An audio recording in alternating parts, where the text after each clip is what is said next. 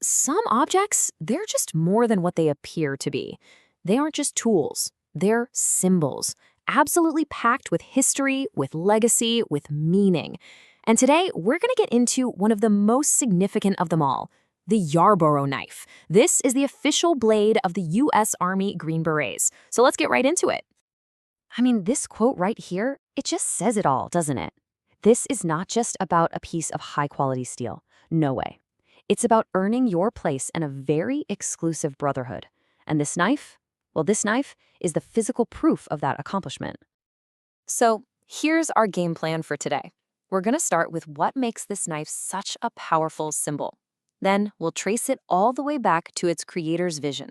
After that, we'll get into the nitty-gritty of how it's made, compare the military and civilian versions, see how it actually performs, and then wrap up with its incredible enduring legacy. All right, first up, a symbol of legacy.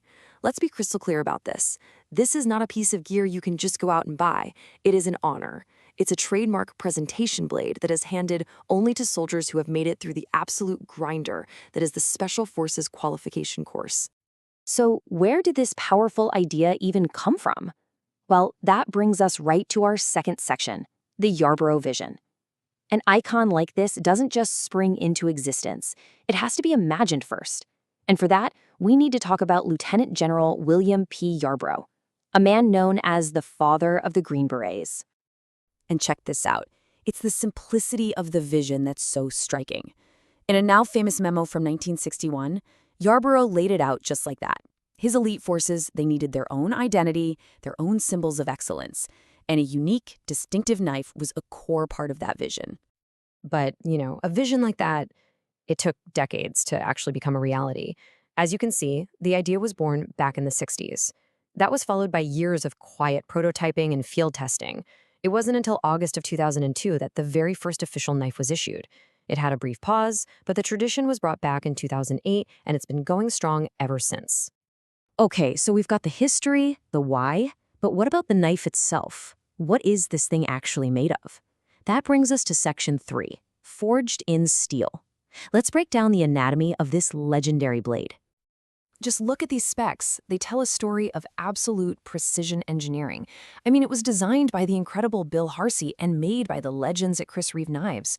We're talking about a 7-inch blade made from some of the best steel you can get, a super tough micarta handle, and a non-reflective finish. This is a serious tool, built to unbelievably exacting standards. And the materials themselves have actually evolved over time.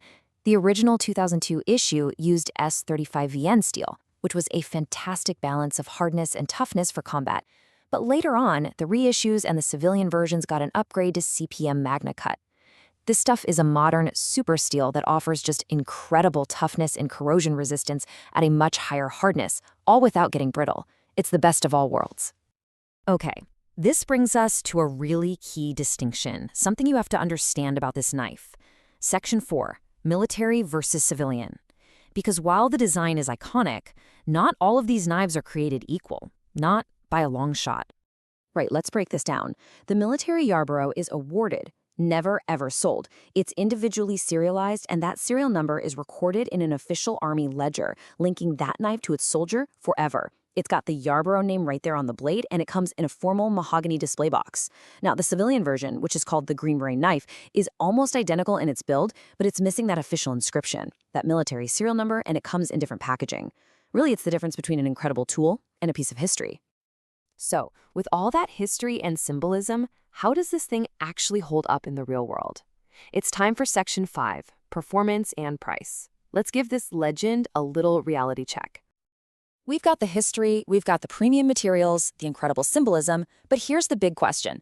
Does the performance in the field actually match the legend? Well, some field tests on the civilian version tell a pretty fascinating story. So the results are, well, they're kind of a mixed bag. On one hand, this knife is a phenomenal slicer. It makes precise cuts through rope and cardboard with almost no effort. But when it came to really heavy-duty beater tasks, it showed some weaknesses. The tip snapped under extreme stress, the handle assembly actually broke after a couple of heavy mallet strikes, and the edge retention was only rated as average after some hard chopping. So it seems it's more of a finely tuned cutting instrument, a scalpel, and maybe not the indestructible pry bar some might expect it to be. So, what is all that history and legacy worth in actual dollars? Well, this is where your jaw might just hit the floor. A brand new civilian Green Beret knife will run you about $375, but a standard military issue Yarborough, that can go for over $2,000 at auction. And the very first one, serial number 0001, it had an auction estimate of over $20,000. That right there is the monetary value of a story. And all of this brings us to our final section, an enduring legacy. Because at the end of the day, this knife's true value isn't about the money or even just its performance as a tool. It is all about what it represents. And if you need any more proof of its prestige, just look at this number. Over 5 years. That's the estimated wait time right now if you want to order a new civilian Green Beret knife directly from the maker. The demand is just off the charts, and that's a testament to the power of this legend. So in the end, it doesn't matter if it's in the hands of a brand new Green Beret graduate or sitting in a collector's pristine display case. The Yarborough knife is so much more than just steel and micarta. It's a symbol.